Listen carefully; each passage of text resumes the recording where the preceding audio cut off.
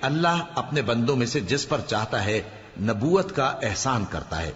اور ہمارے اختیار کی بات نہیں کہ ہم اللہ کے حکم کے بغیر تم کو تمہاری فرمائش کے مطابق معجزہ دکھائیں،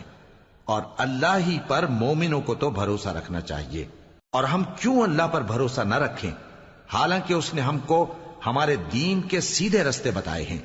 اور جو تکلیفیں تم ہم کو دیتے ہو اس پر ہم صبر کریں گے،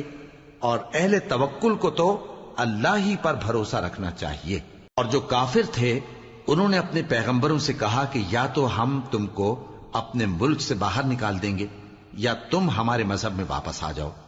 پس ان کے پروردگار نے ان کی طرف وحی بھیجی کہ ہم ظالموں کو ہلاک کر دیں گے اور ان کے بعد تم کو اس زمین میں آباد کر دیں گے۔